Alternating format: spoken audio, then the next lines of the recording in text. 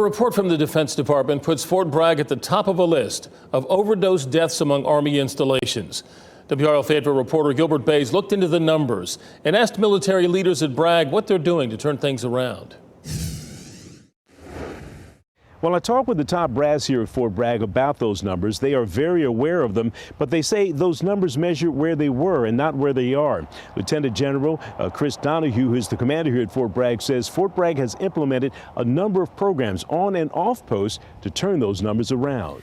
Fort Bragg has a population of about 46,000 soldiers. Nearly 70% of those soldiers and their families live off post in nearby communities like Fayetteville. According to the Department of Defense, during 2017 through 2021, there were 31 overdose deaths at Fort Bragg. That's about twice as many as other large military installations across the country. Fort Bragg's commanding general, Lieutenant General Chris Donahue, says those numbers can be misleading. We are below the societal norm as well, but that is not our goal. Our goal is none. And whether that's the loss of soldiers or that is just people even using drugs, that is what we're always striving for.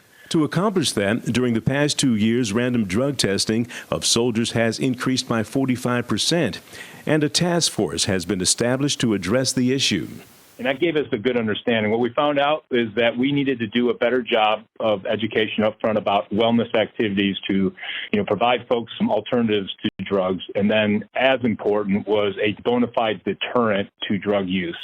The commanders are also beefing up briefings about the dangers of illegal drug use. Especially the dangers of fentanyl. And CID has a program that is called One Pill Can Kill, with the understanding of that pills are often laced, so if they buy pills on the black market, that could end up causing them their life. The focus right now is on keeping illegal drugs off post. To do that, military leaders are stepping up screenings at access control points.